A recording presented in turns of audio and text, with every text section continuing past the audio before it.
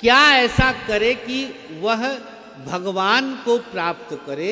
ऐसा प्रश्न शौनक आदि ऋषि आज सूत जी महाराज से प्रश्न करते हैं और सूत जी समझा रहे हैं शौनक आदि 88,000 ऋषियों को नैमिष के पावन दिव्य क्षेत्र में। नैमिष एक ऐसा क्षेत्र है, नैमिषारण्य कितने लोगों ने सुना है? संतोष जी आप नहीं सुने? हे भगवान, जय हो।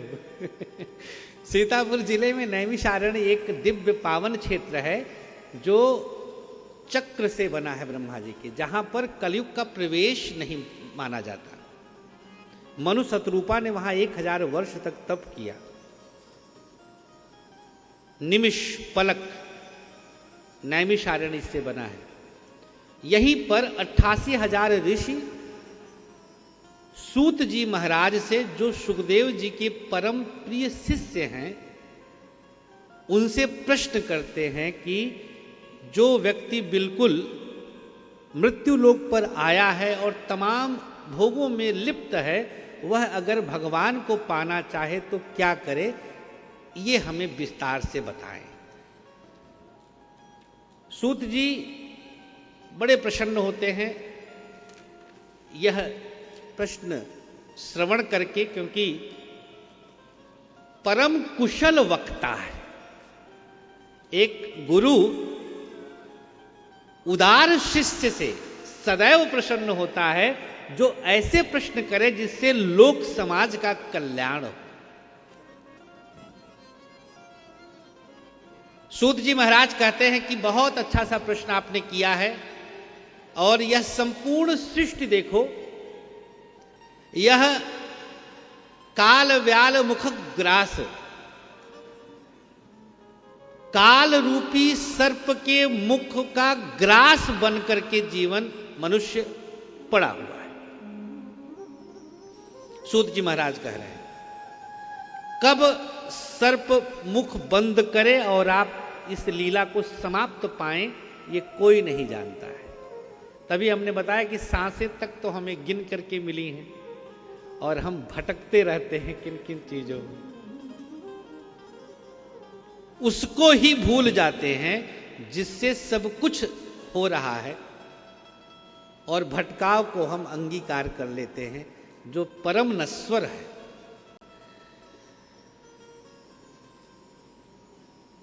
सूत जी बताते हैं कि यही एक बार प्रश्न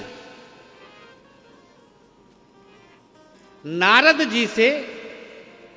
जी बहुत चिंतित होकर के शौनक आदि ऋषियों से बद्री विशाल में करते हैं।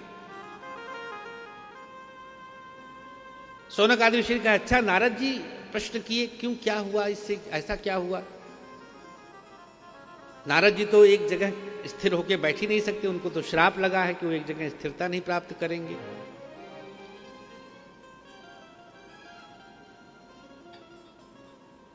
नारद जी के विषय में बताते हुए सूत जी महाराज शौनक आदि ऋषियों को बताते हैं कि श्रीमद् भागवत एकमात्र साधन है जिससे व्यक्ति अपने इस जीवन को तार सकता है और भगवान को प्राप्त कर सकता है। तीनों चीजें उसके जीवन में आ जाती हैं, भक्ति, ज्ञान और वैराग्य। ये सूत जी बता रहे हैं।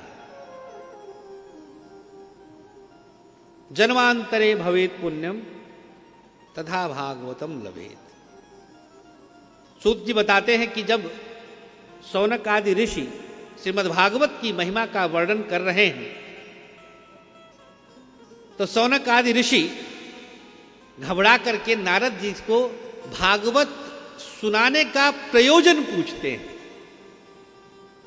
कि नारद जी को आखिर भागवत सुनने की जरूरत कैसे पड़ गई, इसके पीछे की पूरी कहानी हमें बताइए। क्योंकि नारद जी तो स्वयं चतुर्श्लोकी भागवत के द्वारा इसका विस्तार करवाए। सबसे पहले ब्रह्मा जी ने नारद जी को भागवत श्रवण कराया, नारद जी ने वेद व्यास जी को, फिर वेद व्यास जी ने 18,000 श्लोक 65 अध्याय और 12 स्कंद आदि निर्मित करके समस्त वेद पुराण बना करके जब उनके मन में खिन्नता रह गई, तब नारद जी भगवान की ही प्रेरणा से उनको श्रीमद्भागवत का श्रवण कराए और 18,000 श्लोकों का निर्माण रचना पूज्य कृष्ण द्वैपायन वेद व्यास जी के द्वारा रचित किया गया, जिसे उसके उपरांत वेद व्यास जी ने कुशल श्रोता की तलाश अपने पुत्र पर पूर्ण करके पूज्य सुखदेव जी महाराज को यह कथा श्रवण कराते हैं। बोलो सुखदेव जी महाराज की जय हो।